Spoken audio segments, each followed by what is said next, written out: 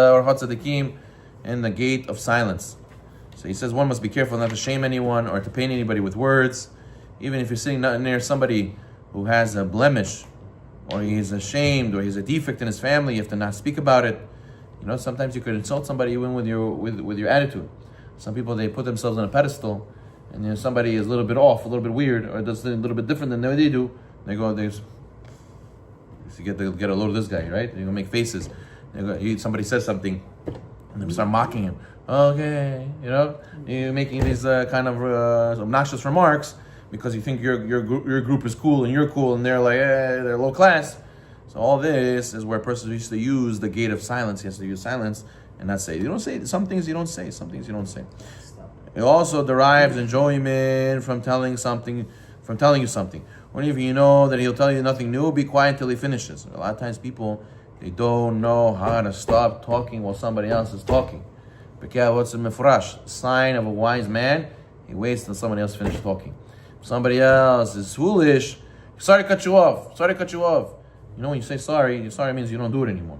But he says, sorry to cut you off. I said, why you keep cutting me off? Because I'm going to forget what I say. So learn how to remember what you say. If you don't, write it down.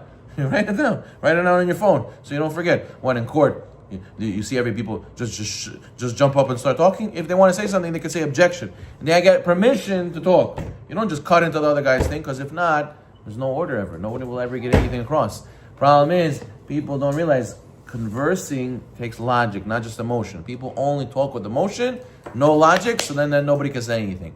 Therefore, it turns into a game of who can yell louder and who can say something more controversial, who can say a bigger insult and quiet the room the fastest. That's not how you have a conversation. A real seichel dika, real mutual love, mutual respect, logical conversation. You say, and I say. Even if you say something, the most offending thing in the world, I have to wait till you finish, because that's respect. Even today, used to be people could go in the street and debate with people about religion, about taxes, today it's all screaming and yelling and cutting people off and emotions, and I'm going to cancel you and I'm going to kill you. I have to hurt you. Today you have to physically hurt the person to win the conversation, not to win through logic. Even if the secret is, even if you're going to win and prove them logic, they're still emotional. They're not going to agree to you. And anyways, they're not going to agree to you. They're going to pretend as if they didn't hear what you said. They're going to pretend as if, oh yeah, you're right. And 2 seconds later, he's still arguing with you. Why? Because everything's emotional. Nothing to do with the head, or nothing to do with logic. So therefore, it's not that they're not logical people. It's that they let their emotions take over their logic and cover their logic. And we have to be our brain on top of our heart, not our heart on top of our head. And it happens a lot in families. It happens a lot that people in a family, something happened. We need to discuss what to do as the plan. So the brother starts yelling, this guy starts yelling, and everybody takes everything personal. And then we leave, and we all have a bad taste in the mouth. Old school people, they're good. They're able to come the next day like amnesia, like nothing happened yesterday, and they'll talk again, even though I yelled and cursed you off yesterday. But the younger people, they can't stand this. The younger kids, when their parents berate them and yell at them and scream at them, they feel so distant. I don't want to talk to this person anymore. I want to send them far away. So therefore, a person has to be careful. How much more so in our generation? Has to be very, very careful not to cut people off and not to say things that are based on just emotions, based with logic. The Gemara says the 7 signs of a fool. And what are they?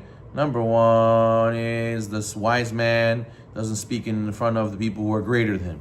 If you do speak in front of people who are greater than you, in wisdom or number, sign you're a fool, right? You have to respect the people who are older than you and people who are wiser than you. A person, the rabbi is there and he speaks in front of the rabbi and gives halakha. Are you allowed to do this on Shabbat? The guy says, yeah, of course, right, Rabbi? What is this? A sign you're a fool. Your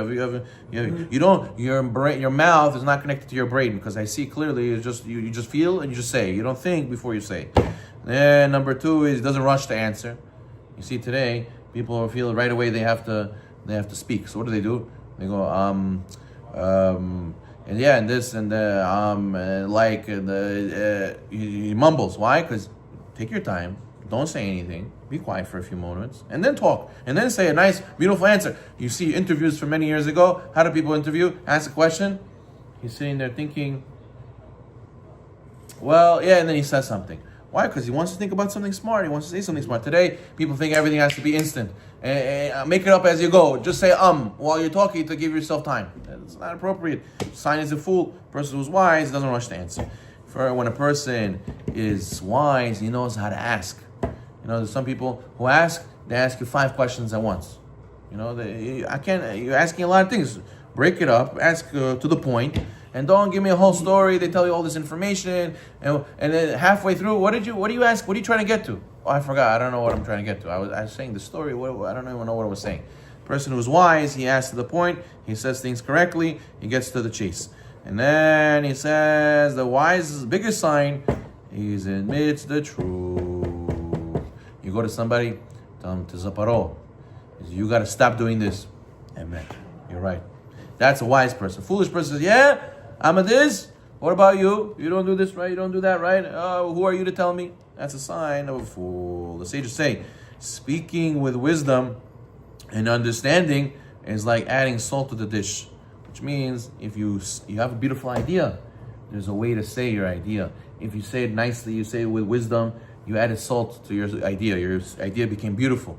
But if you have a good idea, but you don't know how to say it, and you present it the wrong way, you do it with emotion, you do it with putting people down, you do it with rushing and cutting people off, so now you just spat all over your beautiful dish. You ruined your whole dish. Now your dish was something beautiful and it got ruined. So therefore, this is just to show you how important it is choosing your words and when to say and how to say it, and being silent sometimes is what a person has to work on. He's like the door of your house. Sometimes you open it, sometimes you don't. Right? You don't leave it always open. You don't always leave it closed. Same way, you always have to check and think before you open the door, so too your mouth. It says about the worst one, where a person has to exercise the most silence, is the class of the mockers, letzim. Says a person who is from the letzim, is from the mockers, he's one of the groups of people don't get olam haba. What does it say? The first pasuk in Tehillim, Moshav metzim lo yashavti. It says, David the Melech says, pray Hashem, I'm a Hasid. Why? Because I did not sit with the mockers. What's the mockers? What's the problem with the mockers? The Halakha says, if you go to a stadium, right, there's potential problem, Moshav letzim. The problem of sitting with scoffers. What's scoffers?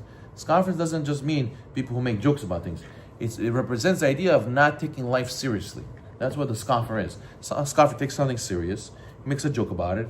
He goes, the guy's a doctor. He sees his friend smoking. He sees his friend drinking Coke all day. He says, listen, my friend, it's not healthy. You got to stop. You could have a heart attack, God forbid. Your arteries, your cholesterol, this, sugar, diabetes. The guy tells him, nah, don't worry. Yeah, we're all going to die anyways. YOLO, you only live once. Don't worry about all these kind of jokes he makes. He takes something serious, his life. And he makes a joke about it. He shaves it off, shoves it away, like as if it's not. Hey, it's not serious what you're saying. And then he gives his conscious ability to say it's okay what I'm doing. It's very severe. Now, when a person goes to the stadium to watch a basketball game, a baseball game, whatever it is, okay, once you find something, he gives a tshuva, and it's permitted technically. If you learn Torah and you need the break, you need a vacation a little bit in order to get away, then you come back, you have more strength. But there's no pritzut over there. But he says the idea is what? If a person is into it, sometimes you could be into basketball, like avodah zarah.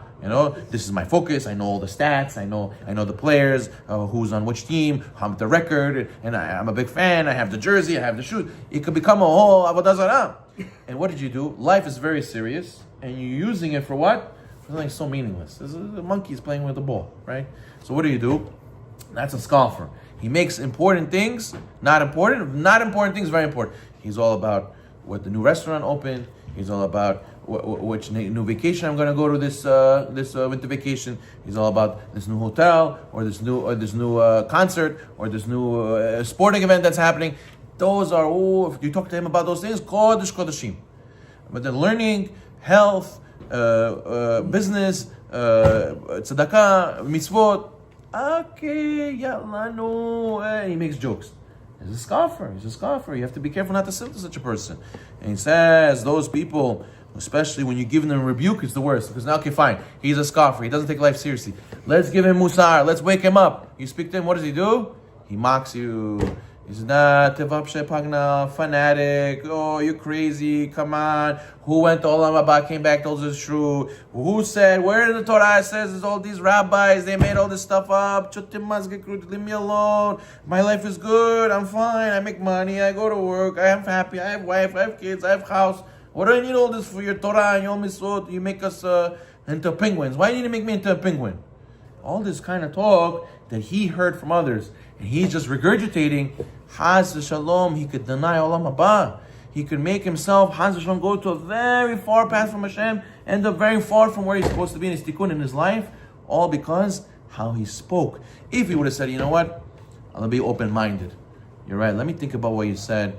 Let me go and do my own research. Doesn't mean I agree yet, but I'm going to go look into what you talked about. Maybe it is serious what you're talking about. There's a chance he would have been saved. But if a person right away, he mocks, right away he scoffs, so it's almost a lost cause. There's almost no help with this person, almost no future with this person. The person has to teach himself and his family members. If you hear something on Torah specifically that bothers you, doesn't sit well with you, be open-minded. Think about it, look into it, do research about it. Don't right away, it's not for me, this is not good. Because maybe it's the truth and you're throwing it under the garbage. Haz Shalom, who is smart? Lomed mikol adam. Baruch Adonai Olam, amen.